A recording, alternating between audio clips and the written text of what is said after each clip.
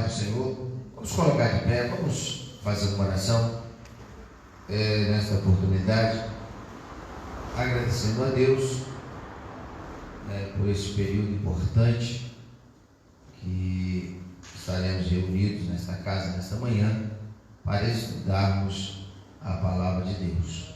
E também agradecendo a Deus por esse novo momento das reaberturas das nossas igrejas e congregações, e esperando em Deus que esta foi a última vez a qual nós ficamos impedidos de estarmos reunidos na casa do Senhor. Vamos orar pelas nossas autoridades, vamos orar também pelas nossas autoridades eclesiásticas, e assim rogando a Deus as bênçãos para a nossa nação, para o nosso estado, para a nossa cidade, para o nosso bairro, para a nossa família, e em tudo Deus seja misericordioso para conosco. Amém?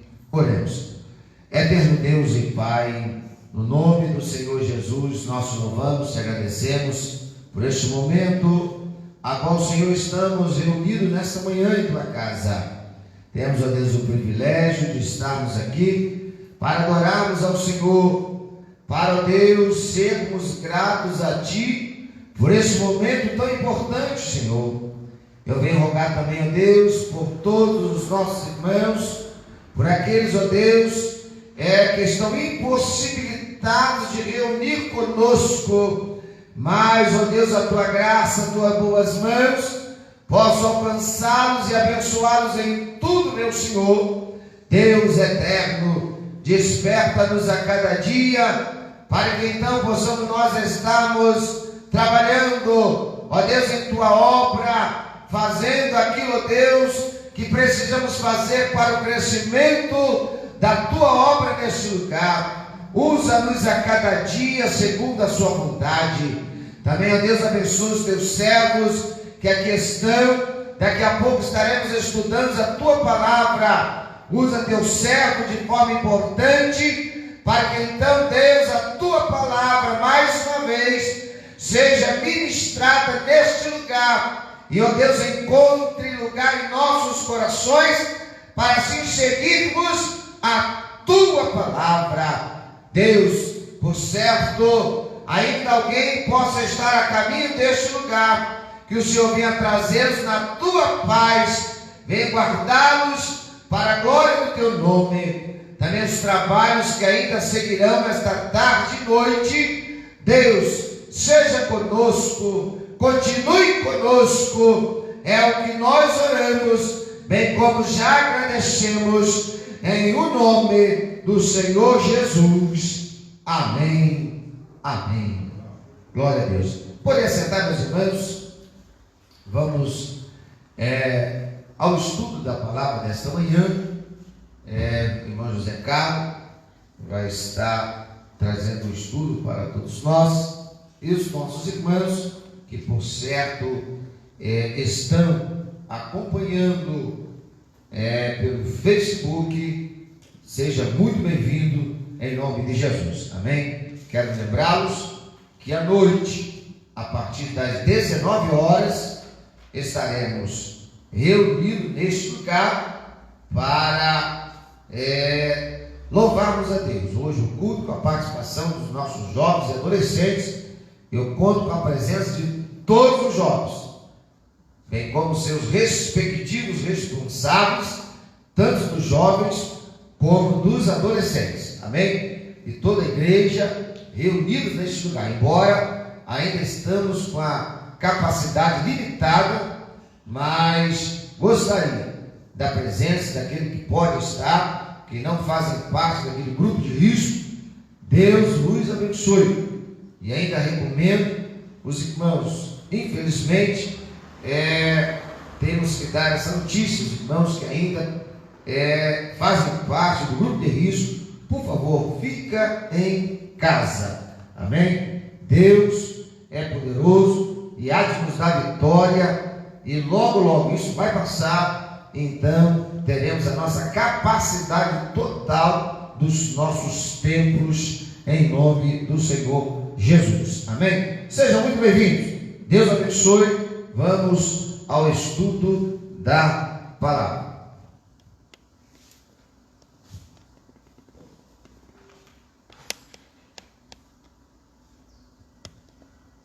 A paz do Senhor, meus irmãos. Amém.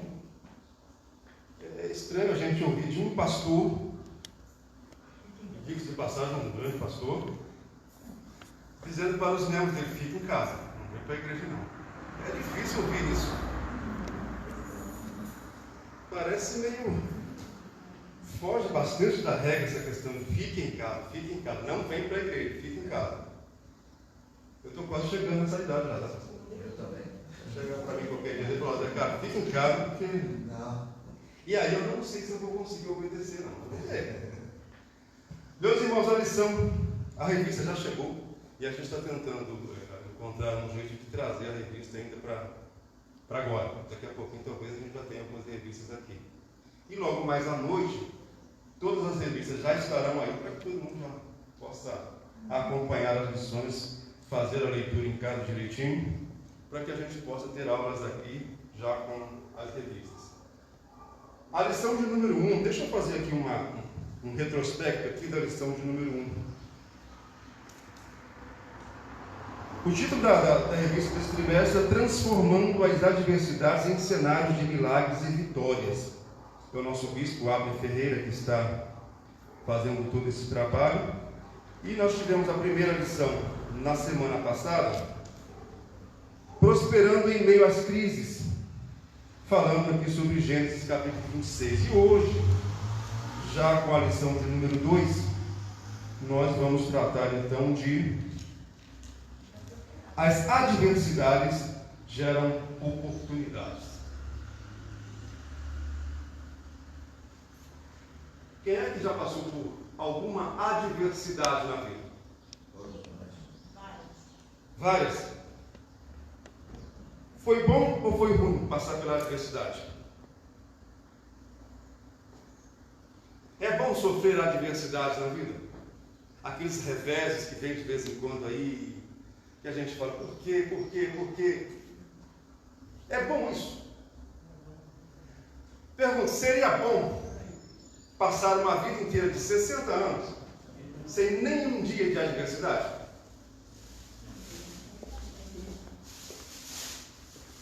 As adversidades são necessárias. São necessárias para que a gente cresça, para que a gente se estabeleça, para que a gente se firme, principalmente em termos de evangelho. É necessário passar por adversidades para que a gente se estabeleça no evangelho. As adversidades são boas, embora não pareça, mas elas são boas. E são necessárias para trazer crescimento para a gente. Então, as adversidades geram oportunidades. Normalmente, quando nós passamos por períodos de adversidades, nós saímos desse período mais fortalecidos, mais capazes. E é disso que nós vamos falar nesta manhã. Essa é a revista desse trimestre, já está chegando aqui, o terceiro trimestre do ano 2002, 12 de julho. Transformando as adversidades em cenários de milagres e vitórias. Lições de como heróis superaram os desafios em tempos de escassez, guerras e angústia. Nosso pastor, bispo Abner Ferreira, é o autor, e aqui nós temos já um texto de referência. E disseram uns aos outros: eis lá vem o sonhador bom. Vinde, pois, agora e matemo-no, e lancemo-no numa dessas covas, e diremos: uma fera o comeu, e veremos o que será dos seus sonhos. E aconteceu que, chegando José a seus irmãos, tiraram de José a sua túnica, a túnica de várias cores que trazia, e tomaram e o lançaram na cova, porém a cova estava vazia, não havia água nela. Passando, pois, os mercadores midianitas, tiraram e alçaram José da cova, e venderam José por 20 moedas de prata aos ismaelitas, os quais levaram José ao Egito. No versículo 19 de Gênesis 37, E disseram uns aos outros: eis lá vem um sonhador. Sonhador. Nós sonhamos? Sonhamos. Deus sonha? Deus não sonha?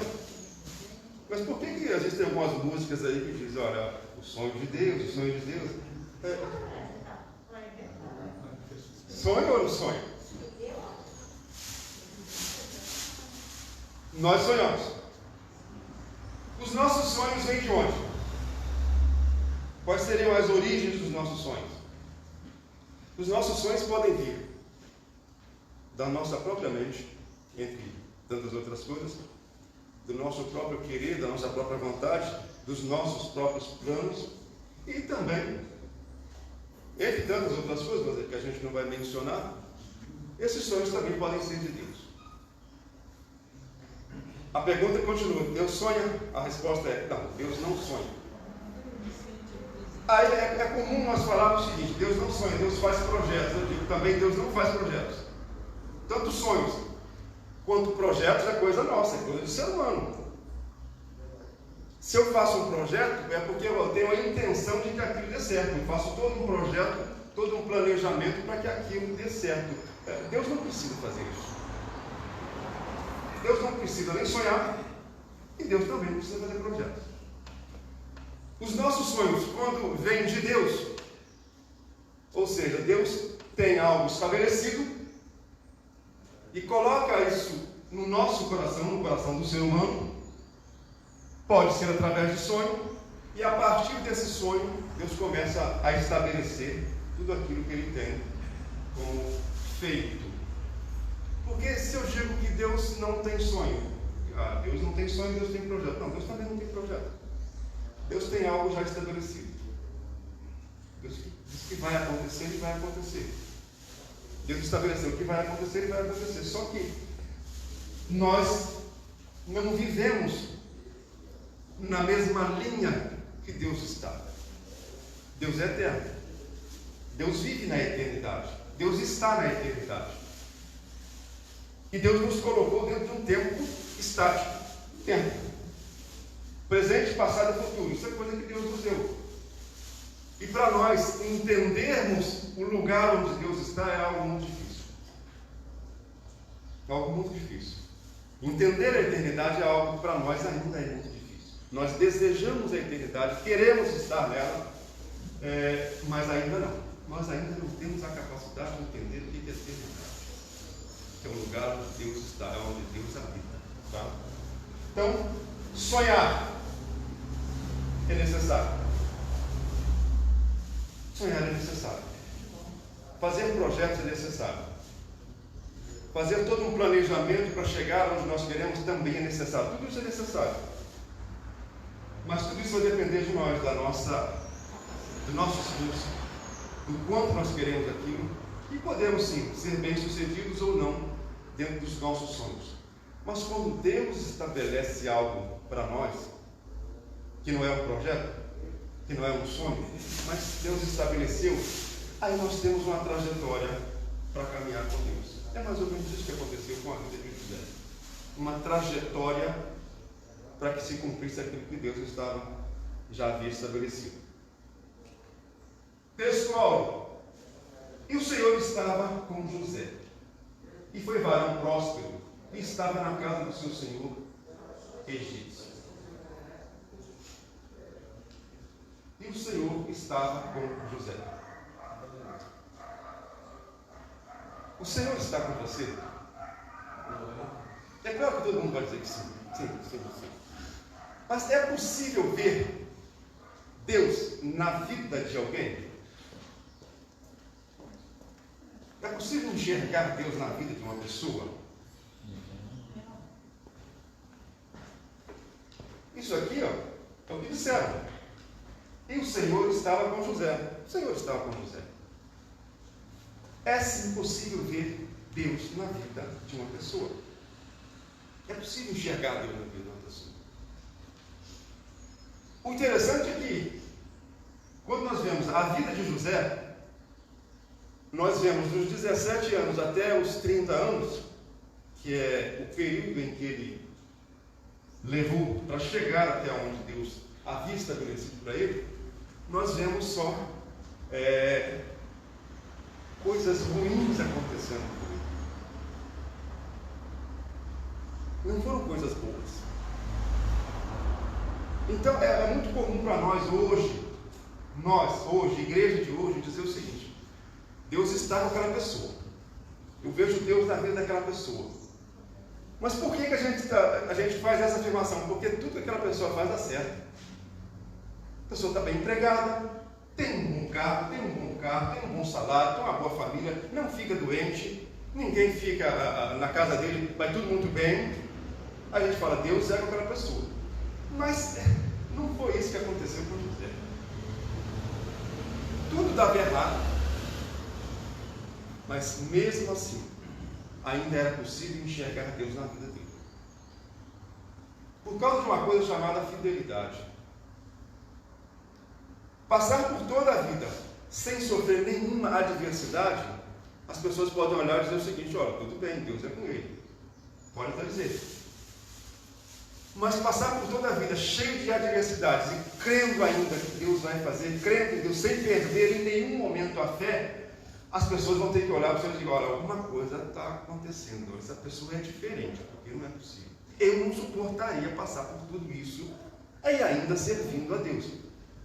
Isso é enxergar Deus na vida das pessoas. Então nós temos aí um conceito bem diferente. Vai tudo bem? Tudo dá certo? Deus é com ele. As coisas não estão muito bem, as coisas estão dando tudo errado. Tudo aquilo que ele começa a fazer dá errado. Mas Deus não está com ele. É um conceito que não é muito matemático. Nem sempre é assim. Verdade aplicada. Uma íntima comunhão com Deus faz a diferença no enfrentamento das crises desta vida. O que é que faz a diferença? Uma íntima comunhão. Porque as crises virão.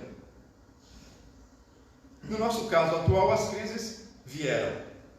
As crises estão aí. Não dá para fugir dela. Não dá para fazer de conta que ela não existe. Não dá para a igreja, embora crendo no Senhor, no poder que o Senhor tem para resolver isso a hora que Ele quiser, ainda que se creia em tudo isso, não dá para dizer que não existe crise. A crise está aí. E ela atingiu a cada um de nós, atingiu a cada igreja, e toda a sociedade, todas as sociedades do mundo estão sofrendo por esta crise. A crise chegou para todo mundo. A questão é o que fazer no momento de crise. Qual é a atitude que eu devo tomar no momento de crise? Buscar comunhão com Deus. Buscar se aproximar um pouco mais de Deus. Chegar mais perto dele. Porque aí a gente começa a entender melhor as motivações dessa crise, aonde essa crise vai, por que ela veio, entender onde é que Deus está no meio dessa crise. Ou seja, quando você está mais próximo de Deus, você começa a ter um entendimento melhor das coisas que estão acontecendo ao seu redor. Não importa o tamanho da crise, busque um pouquinho mais de comunhão com Ele. Até porque uma das coisas, se é que a gente pode falar isso, uma das coisas que a crise trouxe como benefício é que a gente passou a ter um pouco mais de tempo. Aquele argumento de não tem tempo para ler, não tem tempo para estudar. Agora já tem tempo. Agora a crise possibilitou um tempinho maior para buscar um pouco mais de comunhão com Ele. Então tempo a gente tem. Alguns tópicos da lição, a gente vai ver aqui a inveja dos irmãos de José, a traição dos irmãos de José, a fé em meio às injustiças. A introdução, mesmo vivenciando tantas aflições, José não abriu mão da sua fé e confiança em Deus. Todas as adversidades enfrentadas contribuíram para o cumprimento do plano divino. Havia um projeto, havia um plano de Deus estabelecido. Qual era o projeto? Qual era o plano? Eu vou colocar, Deus dizendo, eu vou colocar José como governador do Egito. Mas quando Deus estabeleceu isso, eu vou colocar aqui numa ótica bem humana, não na ótica de Deus, não. Quando Deus estabeleceu isso, José ainda era pequeno, era criança.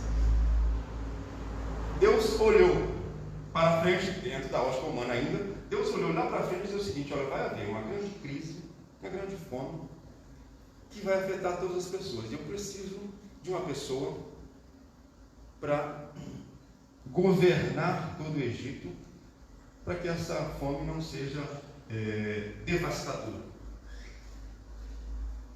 A pessoa que eu vou escolher é esse menino aqui, ó. Esse menino aqui, o mais novo. Eu vou escolher esse menino e eu vou preparar esse menino para chegar aonde eu quero que ele chegue. É aí que está a questão. Eu vou preparar você. Vou preparar você para que você faça aquilo que eu quero que você faça. Período de preparação. Nós precisamos ser preparados. E essa preparação, esse período de preparação, nem sempre é bom para a gente. Nem sempre a gente é capaz de entender. É muito sofrimento, é muita adversidade. São muitas coisas que não dão certo, são muitas coisas que a gente não consegue entender.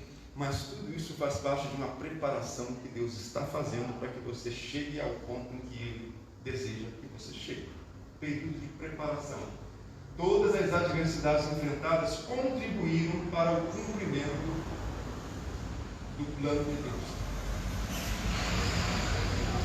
A inveja dos irmãos de José. Diante da postura comportamental de José, o sentimento de inveja foi gerado nos corações de seus irmãos. Postura comportamental de José. O sentimento de inveja foi gerado nos corações de seus irmãos. O que seria postura comportamental?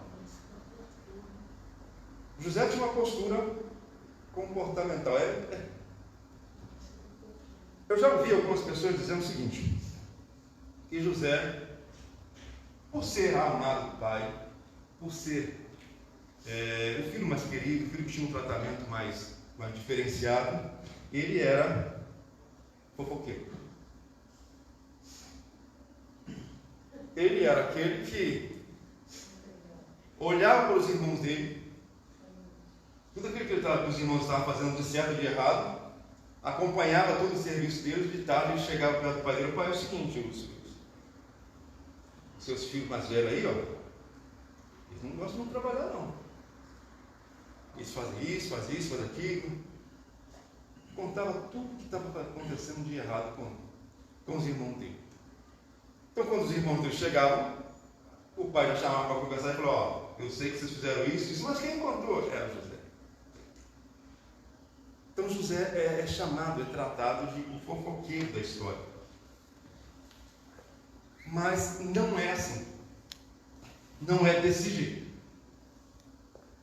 Se nós pegarmos a situação, a vida de José, o personagem chamado José, nós vamos entender o seguinte: que ele é, para mim, um dos maiores tipos de Jesus Cristo. Estamos tratando aqui de tipologia. Um dos tipos mais fiéis de Jesus Cristo no Velho Testamento, na minha opinião, seria José. A gente poderia citar vários exemplos aqui da similaridade entre a vida de José e a vida de Jesus. Mas uma é interessante, nesse momento aqui que a gente fala de postura comportamental, quando a gente fala que José era aquele que entregava os irmãos dele, que falava dos irmãos dele. Uma que é interessante. Existem pelo menos três aspectos que compõem o ministério de Jesus. Jesus precisava ser profeta, sacerdote e rei. Profeta, sacerdote e rei. E Jesus cumpriu todos esses papéis, embora o papel ainda de rei, na essência, ainda será cumprido durante um milênio, tá?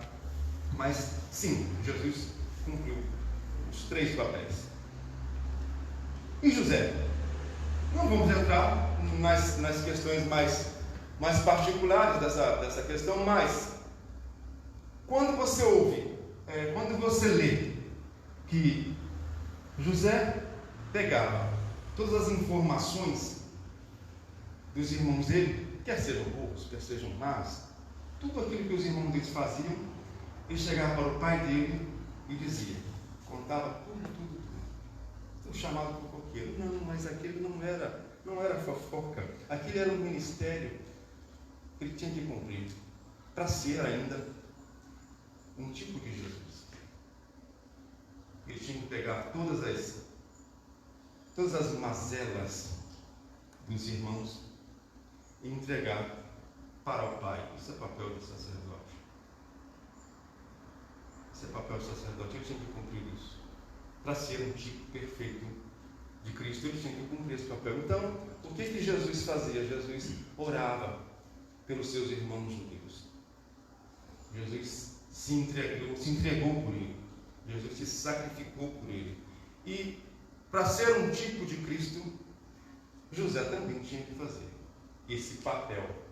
A crise na família, a postura de José no seio da família, é difícil ler no vermelho aqui. A preferência de Jacó e os sonhos que contava a família chamou a atenção dos seus irmãos. A postura de José no seio da família, a preferência de Jacó e os sonhos que contava a família chamou a atenção dos seus irmãos. Vamos pegar aqui até a questão a preferência de Jacó. Todos têm filhos aqui? Todos têm. Quem tem mais de um filho? Qual filho que você gosta mais? Eu gosto dos dois. Mas Jacó tinha preferência. Pois é. Um grande problema. Aqui nós temos um grande problema. É. Não só o problema de que Jacó tinha um preferido, mas que a mãe também tinha um preferido.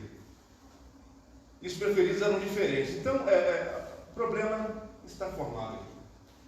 Não, mas a grande maioria das famílias não é muitas vezes que a gente tem preferência por mais um filho. Aquele filho que é mais dedicado, aquele filho que é mais obediente, sempre os pais voltam um pouco mais para fazer referência a ele. Entendeu? Ou, por outro lado, também aqueles mais fraquinhos, sempre tem um pai.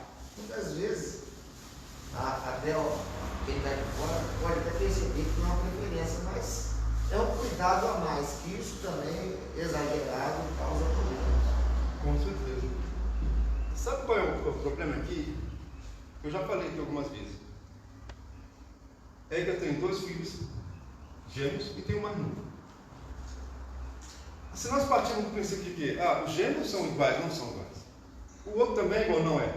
Tem 3 filhos, os 3 filhos, cada um diferente do outro. Absolutamente diferente do outro. E aí não dá para eu tratar isso, eu converso muito com eles. Não dá para eu tratar todos eles da mesma maneira, porque não é justo. Não vai funcionar. O tratamento que eu dispenso para um não pode ser o mesmo do outro. Eu tenho, dentre os 2 gêmeos, por exemplo, só para vocês terem uma ideia. Até hoje, estão com mais de 20 anos. Mas existe um que, se eu estiver na rua, vamos na rua, vamos. Se eu colocar a mão no ombro dele e for abraçado com ele, não tem problema. Legal, vamos embora, sem problema. Mas tem um que, se eu chegar, colocar o ombro no meu, já tira um. Peraí, cara. Não. Então, é diferente? Os filhos são diferentes. Se os filhos são diferentes, o tratamento vai ser diferente, não tem como ser igual. Então isso é normal dentro das famílias. Mas não é esse o caso de Jacó. Havia uma preferência explícita, clara, evidente, que ficava para todos. Para o pai era claro, para a mãe era claro, para todos os irmãos aquilo era muito claro. Havia uma preferência muito clara. E isso trouxe problemas sérios para a família. Então nós precisamos ter um cuidado muito grande com a forma de tratamento. Isso não é um bom exemplo. Não é. Isso traz problemas. Não é só o problema daqui, não. É um problema que até nos dias de hoje nós temos, com preferências por esse ou por aquele filho, ou deferências em relação a outros filhos. Não. Nós temos que trazer um equilíbrio de tratamento entre os filhos, para que a gente não tenha problemas com os demais. A inveja não pode parar.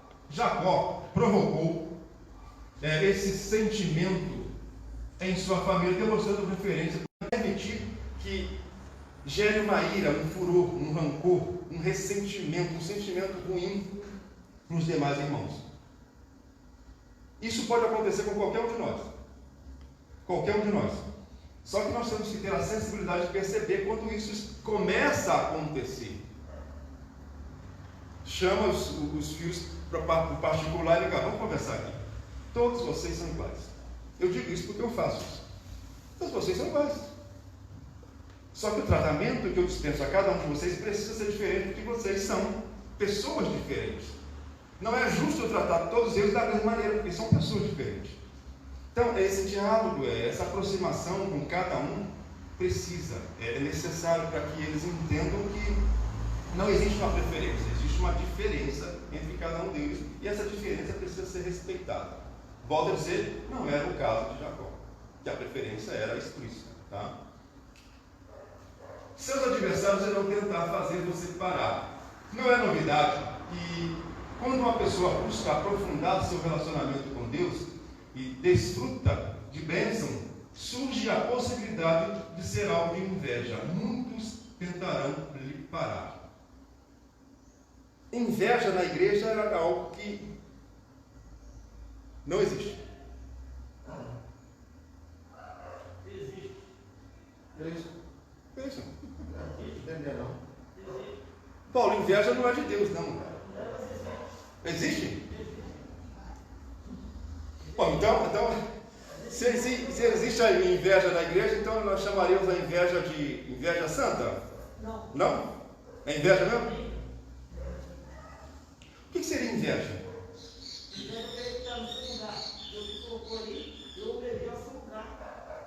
Não queira isso, não queira estar no meu lugar, vocês não vão gostar. Desejar o que é seu. Desejar aquilo que eu tenho. Infelizmente, dentro das igrejas existe inveja. Inveja. Às vezes você nem deseja estar no lugar daquela pessoa, mas não quer que aquela pessoa esteja naquele lugar. Não quer. A pessoa às vezes diz o seguinte: olha, eu não tenho capacidade para estar naquele lugar, eu não queria estar, mas aquela pessoa também não quer. Engraçado que vejo Deus abominando, né? A inveja, né? E aí você vê a fragilidade humana, né? Como que o homem é fraco, né? A gente sabendo, todos nós sabemos, a igreja sabe que isso é muito pregado, é ensinado, que a inveja, Deus abomina a inveja, inclusive os invejosos, né?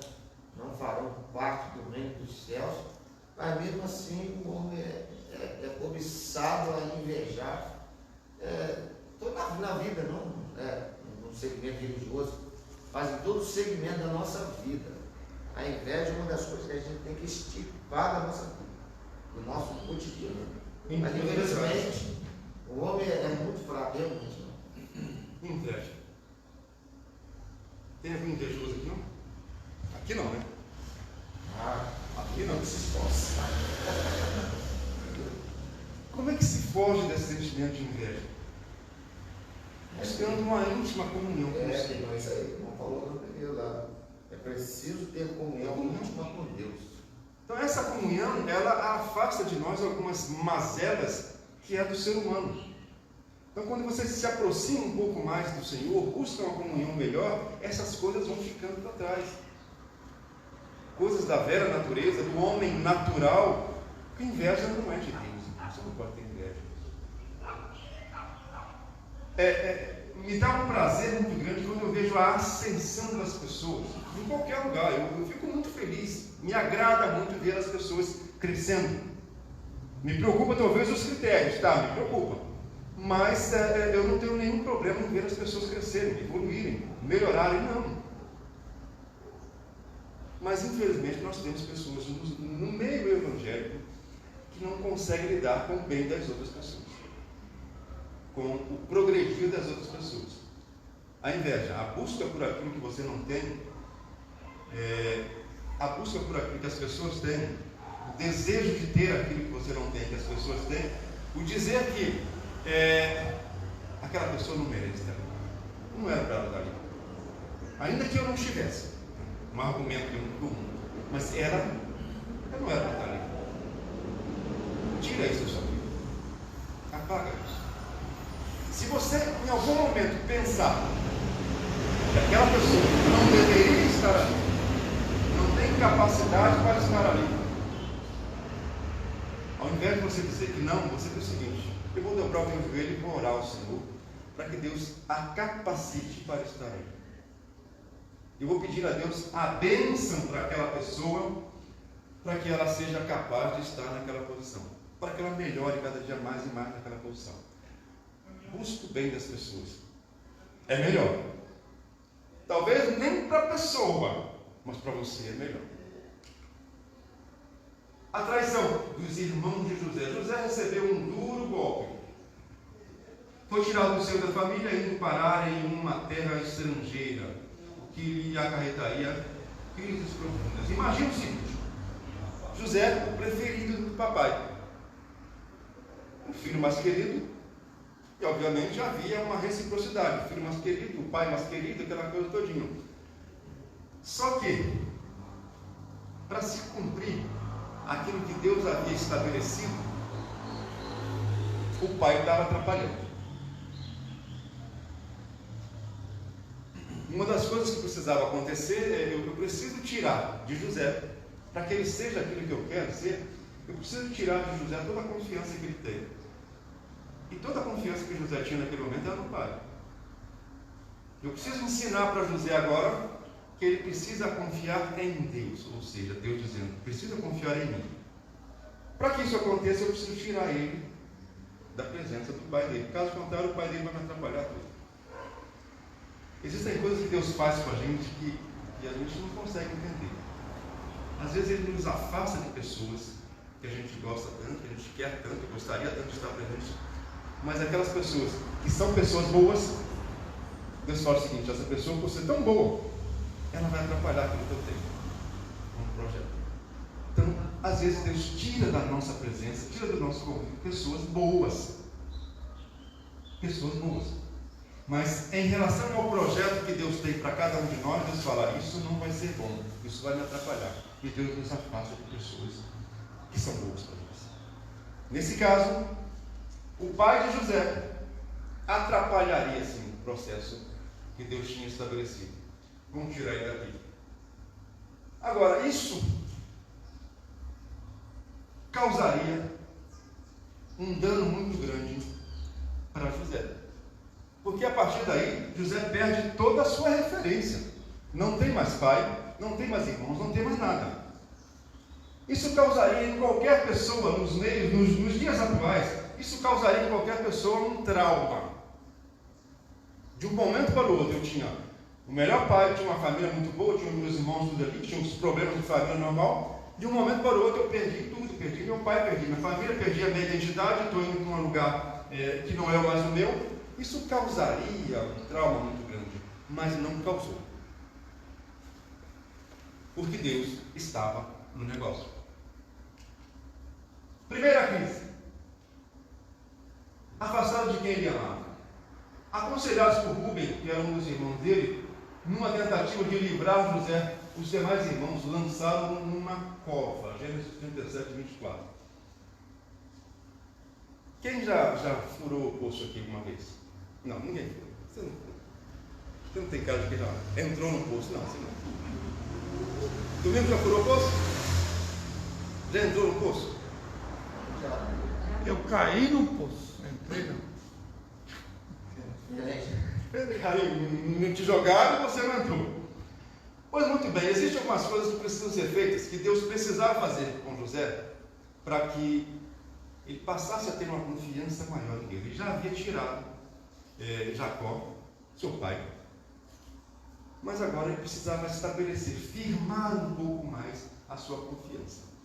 E para fazer isso, ele precisava jogar José no poço.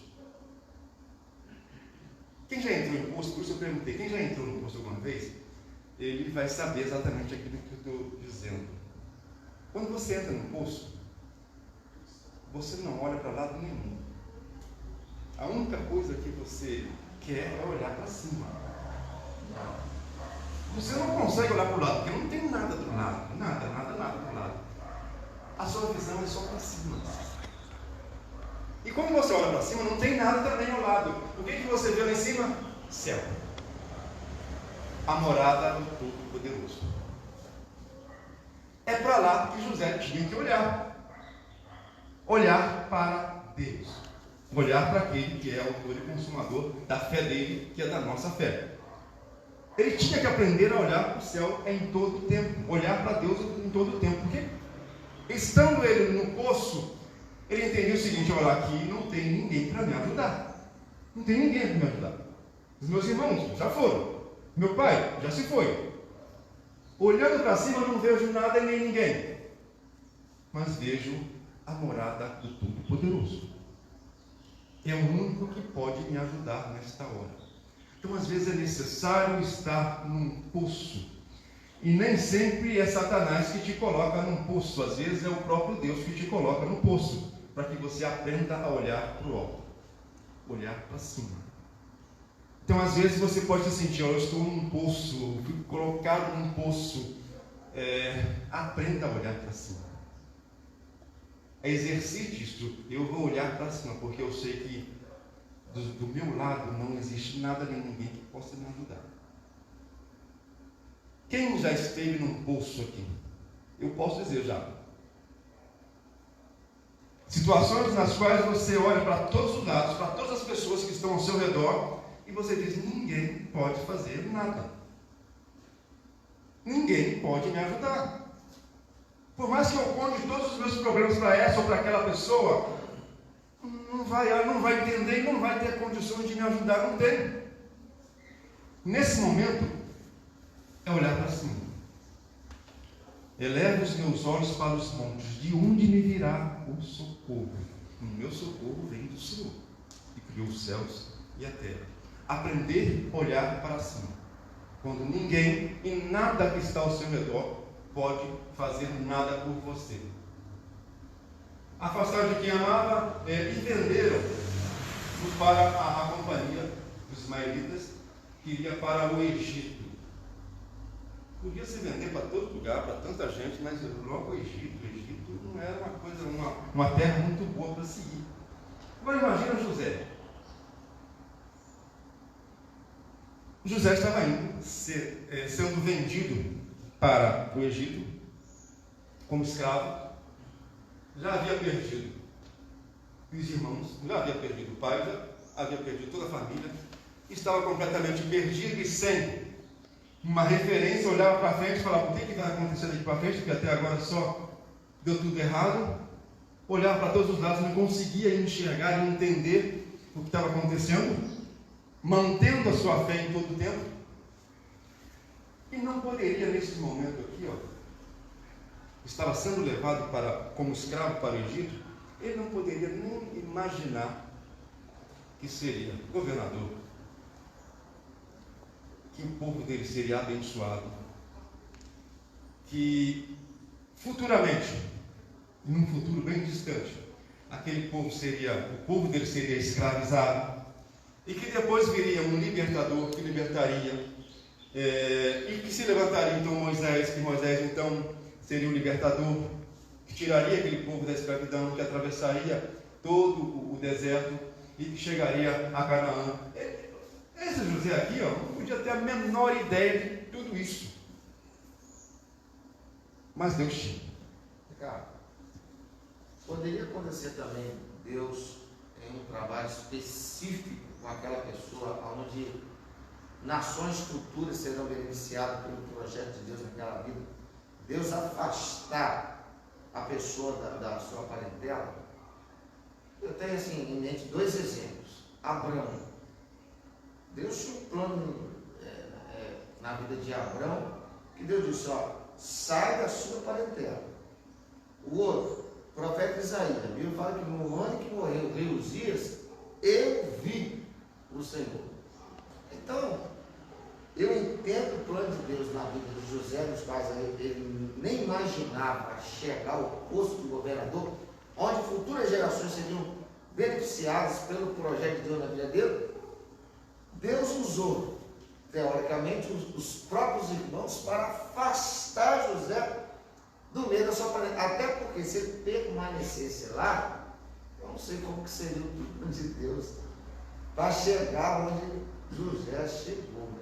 Quando nós falamos a gente comentou isso aqui agora há pouco, quando nós falamos de sonho de Deus, eu digo: sonho de Deus não sonha. Quando nós falamos de projeto de Deus não faz projeto também. Não pode, porque projeto sou eu que faço.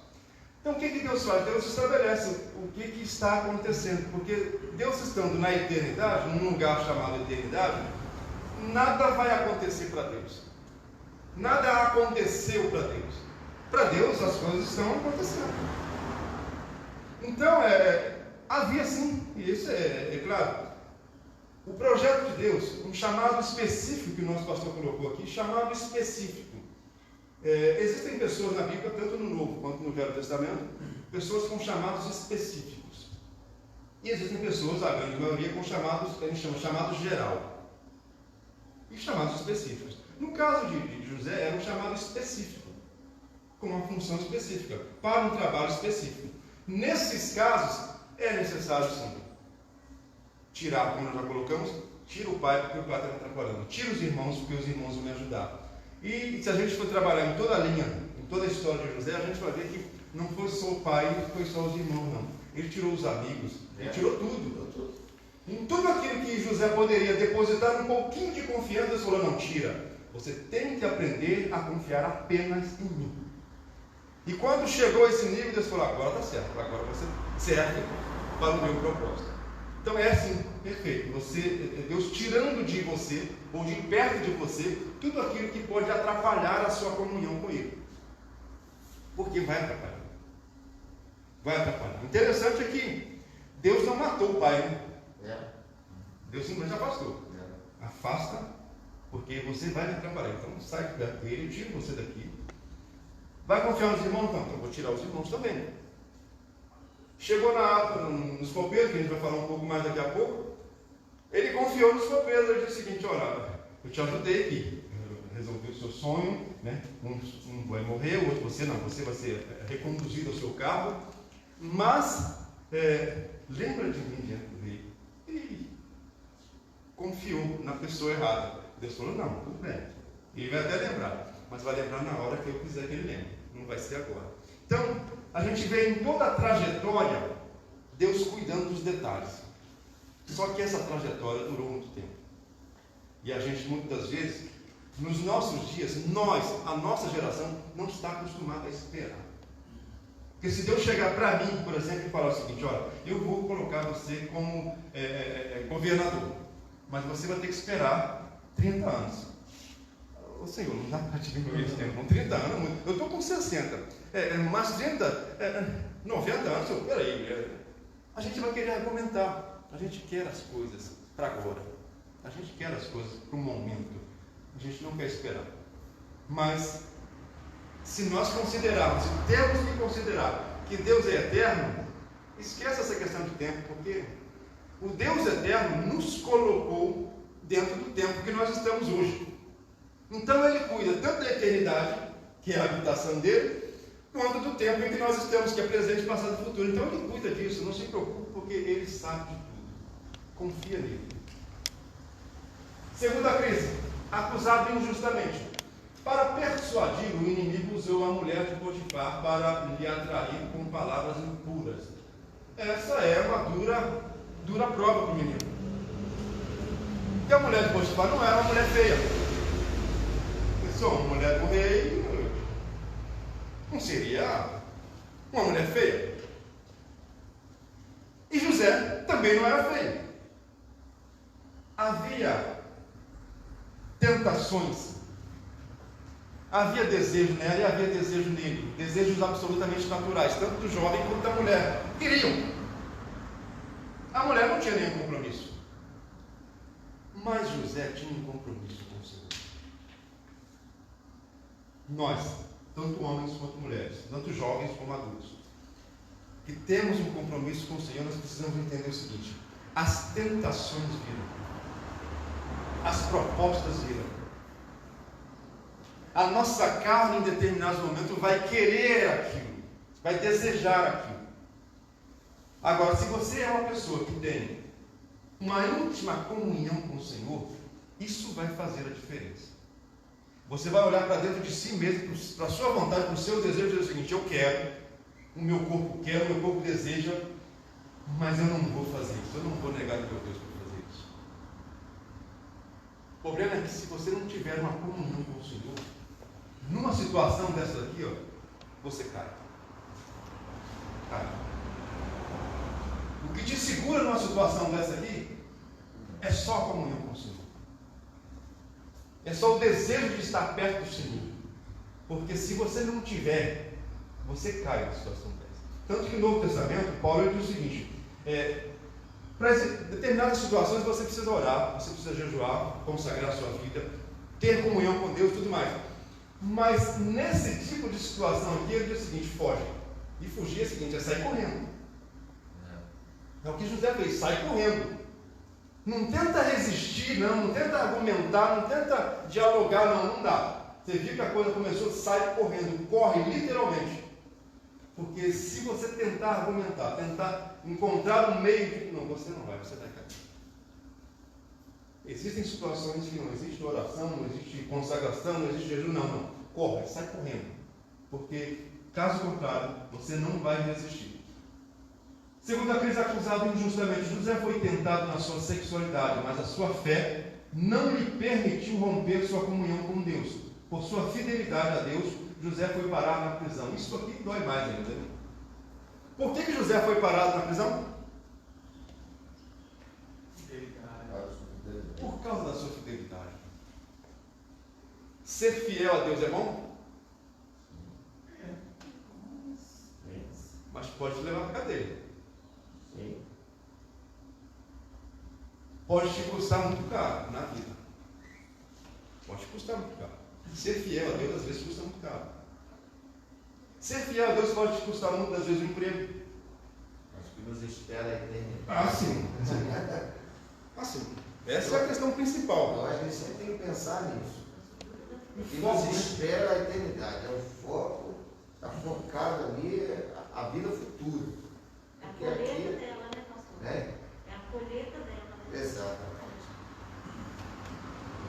Ser preso injustamente porque foi fiel a Deus. Tem gente fazendo o contrário. É o seguinte: rapaz, eu não vou para a cadeia, não. O que eu tenho que fazer para não ir para a cadeia? Nesse caso aqui, é ser infiel. Tem gente fazendo isso. Por isso que Paulo falou: combati um bom combate. Seja fiel. Eu tenho para dizer assim: seja fiel. E quando a gente faz esse alerta, e a Bíblia faz esse alerta em várias situações, ser fiel, seja fiel, por que isso é tão debatido, tão colocado, tão enfaticamente exposto? É porque as motivações para se perder essa fidelidade são muitas. A gente vai passar por situações, nós temos passado por situações em que a fidelidade de Deus é posta à prova. Você vai continuar sendo fiel? Mesmo na situação aqui? De que vale continuar com essa fidelidade? Se você continuar sendo fiel, você vai perder isso. Vai continuar sendo fiel. Ou seja, essas coisas são postas para a gente. Se você for infiel, você vai ter isso. Aí te apresenta uma série de benefícios que são reais para a vida. São reais. Quando Jesus foi tentado no deserto, o que foi proposto para ele? Tudo. Todos os reis do judô. Se prostrados, se me adorassem. A situação que hoje nós estamos vivendo hoje, estamos colocando a nossa fidelidade à prova. É evidente que, mesmo cumprindo com todos os requisitos da nossa lei, mas nós temos muitos irmãos que desanimaram e pararam por conta disso. Pararam, estagnaram sua fé. Infelizmente, é a situação que nós estamos vivendo. Estamos sim colocando a nossa fidelidade à prova. Fiel. Quando Jesus foi tentado no deserto, foi proposto para ele várias situações. Mas ele optou: eu prefiro ser fiel. Prefiro ser fiel. E a pergunta imediata que se faz é a seguinte: o que ele ganhou com aquilo? Ele não ganhou o rei, não ganhou o poder, não ganhou a autoridade, não ganhou nada. Sofreu. E sofreu até a cruz. Por que ele sofreu até a cruz? Porque foi fiel. A questão é, se ele não fosse fiel, se ele aceitasse tudo aquilo, ele viveria muito bem. Viveria muito bem. Mas morreria muito mal. Nós não precisamos, e aí isso é complicado de falar, mas eu preciso falar isso, ainda que vai haver retaliações. Mas nós não precisamos de Jesus para vencer na vida. Nós precisamos de Jesus para vencer a morte. Você quer vencer na vida? Trabalha, estuda. Vai lá trabalhar, vai estudar, vai passar noite estudando, faz concurso público, vai vencer na vida, vai ser rico, vai ser bem sucedido na vida. Vai morrer e vai para o inferno. Para ser bem sucedido na vida, você não precisa de Jesus. Não estou te entendendo, não. Tem negócio com uma chave aí. Esse cara não funciona, não. A chave? Tem chave de carro, tem chave de casa,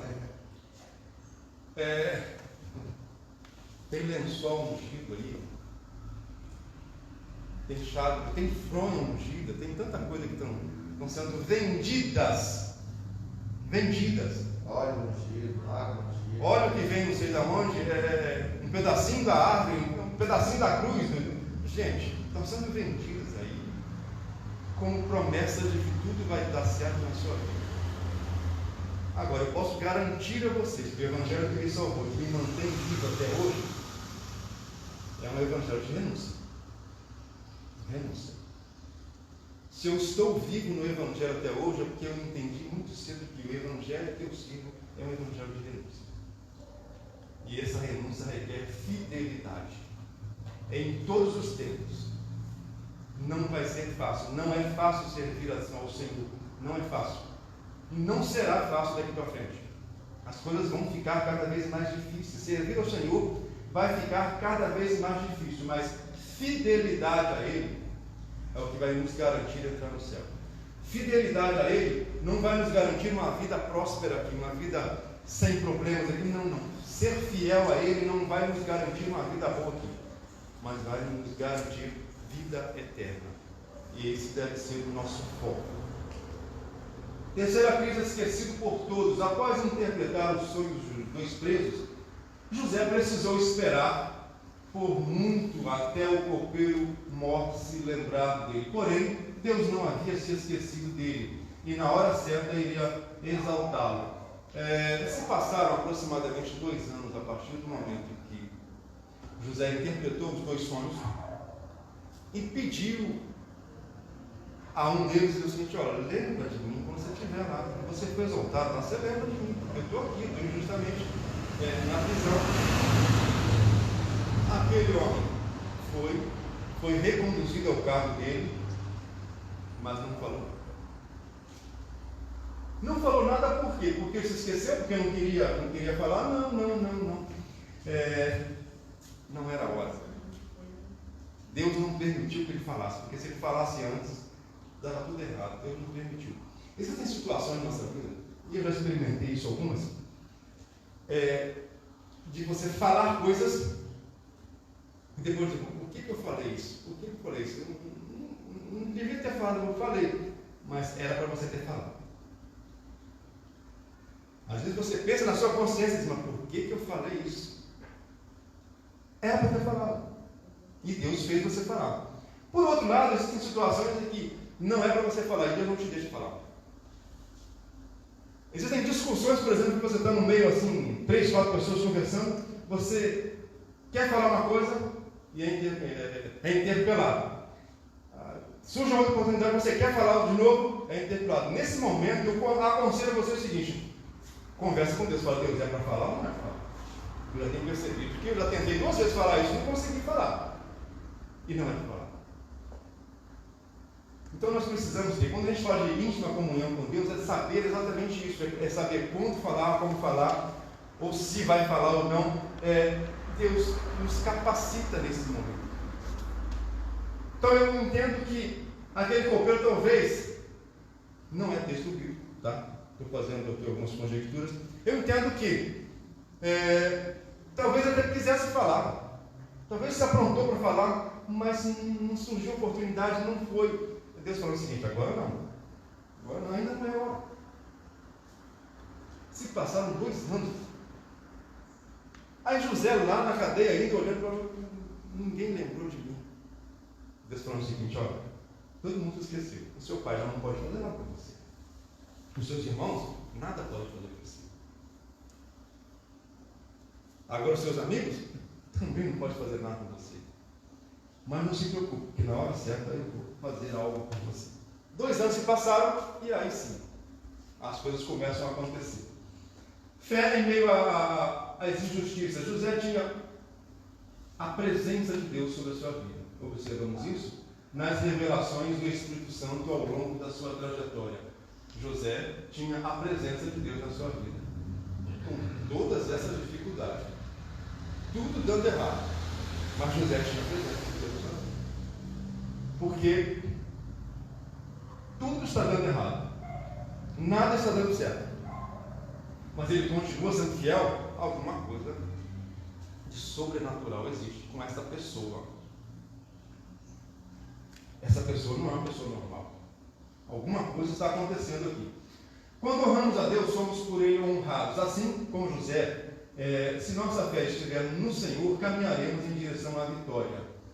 Essa vitória pode ser uma série de outras coisas. Assim como José, se nossa fé estiver no Senhor, caminharemos em direção à vitória. Eu colocaria a vitória como céu. Céu. Não posso atribuir aqui, se você, assim como José, ou seja, da mesma forma que aconteceu com José, se a nossa fé estiver no Senhor, sim, no Senhor, caminharemos em direção à vitória. Que vitória é essa? Seremos bem-aventurados, seremos ricos, seremos prósperos. Eu não sei. Pode acontecer? Claro que pode. Mas eu não posso pegar isso como uma garantia. A garantia que eu tenho aqui, se eu for fiel, assim como José foi, eu vou caminhar. Estou caminhando para o céu. Essa é a vitória que eu quero. Essa é a vitória que eu espero e essa é a vitória que eu tenho certeza de virá. O restante, não sei. Quando honrarmos a Deus, somos por Ele honrados. Faraó tem um sonho e ninguém consegue interpretá-lo. Deus faz com que o copeiro mor traga à memória a pessoa de José. 2 anos passaram e agora sim ele se lembra do sonho. Na presença do rei, José interpreta o sonho de Faraó. Maravilhado, ele torna José governador do Egito. Maravilhado. Existem coisas que deixam as pessoas maravilhadas. Às vezes uma palavra, uma frase que você coloca na hora certa, vinda de Deus, deixa as pessoas que estão ao seu redor maravilhadas. Aqui não foi uma frase só, não, ele interpretou sonhos. Algo que ninguém tinha conseguido fazer, mas José, sendo usado por Deus, no momento certo, ele consegue fazer isso e o rei fica maravilhado. Deus nunca se esquece de José. No momento em que José estava esquecido por todos, Deus demonstrou o seu cuidado por ele. Deus sempre esteve trabalhando em favor de José. O Senhor não se esquece de nós. O segredo da vitória de José, tudo contribui para o bem daqueles que amam a Deus. Romanos 8, 28. A inveja e traição dos seus irmãos, a caluniadora acusação da esposa de Potifar, nada disso fez com que José desanimasse. Nada pode nos fazer desanimar. Desanimar de quê? De ir para o céu. Desanimar.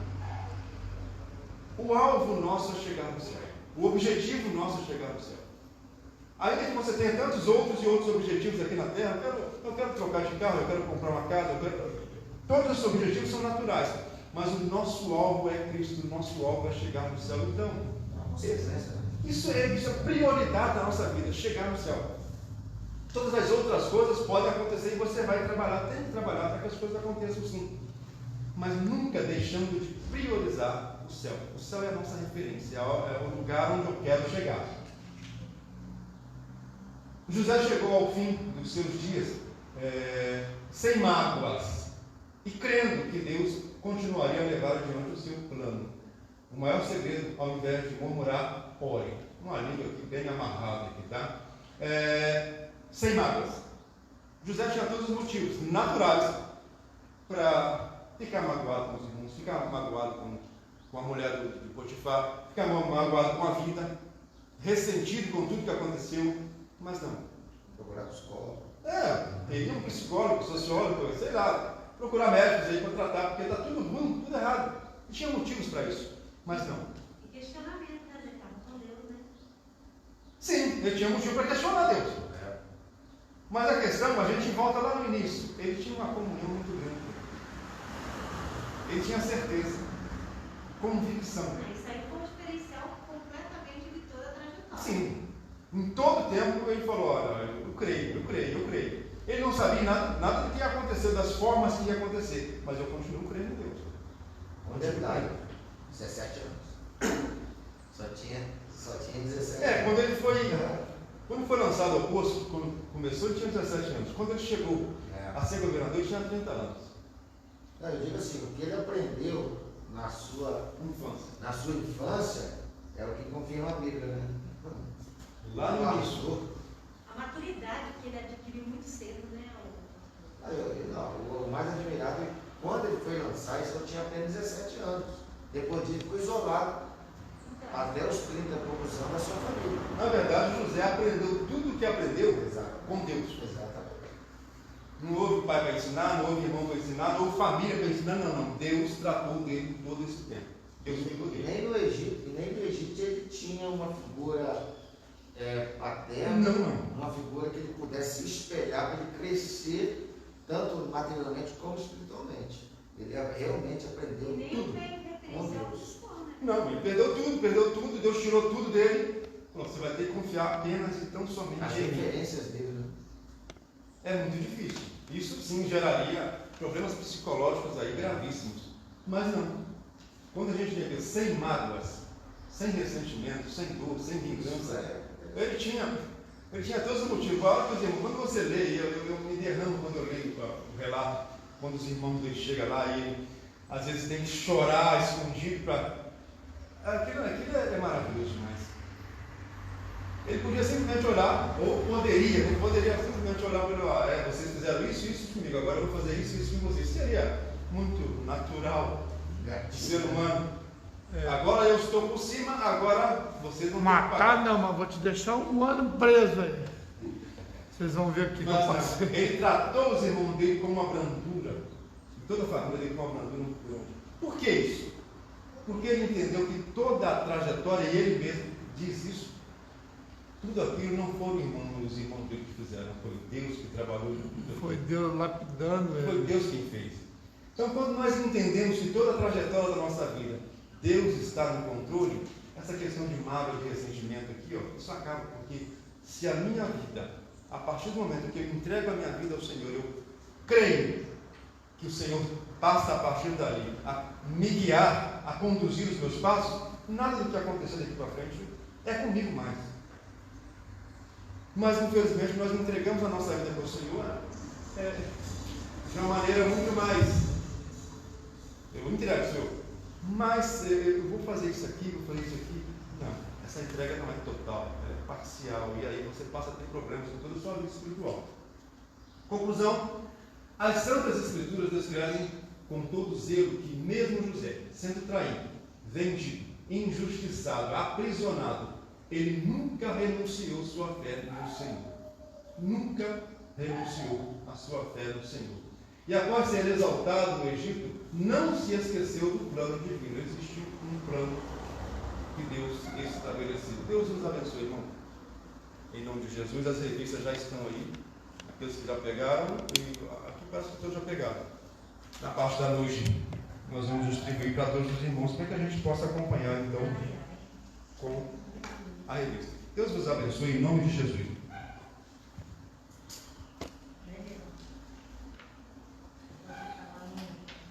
Graças a Deus, né, irmãos? Que lição abençoada, né? Perde quem não vem, né? Perde quem não vem.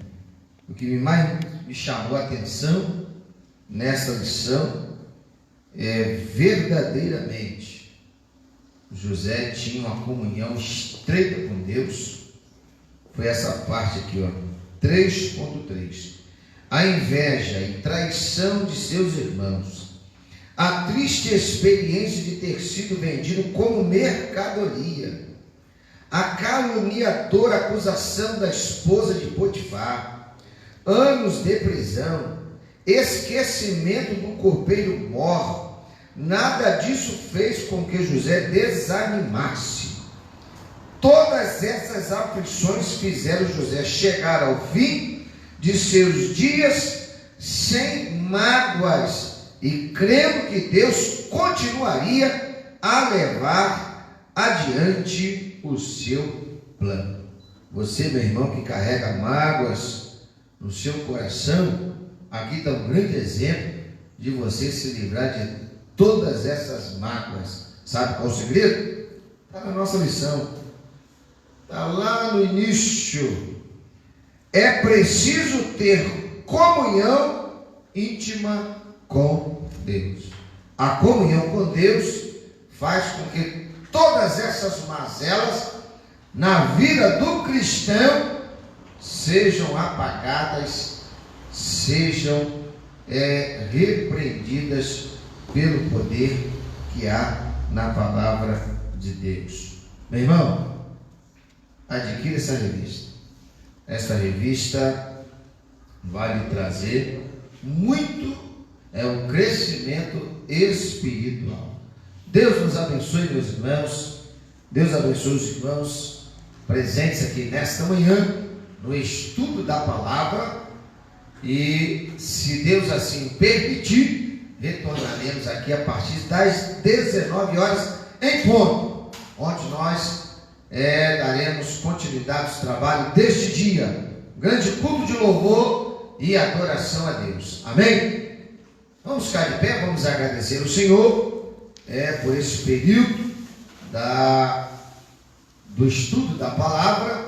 Vamos agradecer a Deus por todas as bênçãos que Ele tem nos concedido, tem nos abençoado. Vamos continuar orando pelos nossos irmãos, vamos continuar orando por todos, em nome de Jesus. Amém?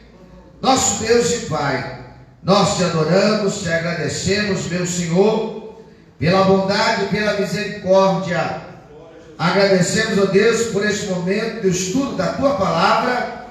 Deus eterno, nós te louvamos, porque até aqui o Senhor tem nos ajudado, e que a Tua Palavra possa continuar em nossos corações, continue nos guardando, continue nos abençoando, meu Pai. É o que nós pedimos, bem como já agradecemos, em o nome do Senhor Jesus Cristo. Amém. Estenda a sua mão.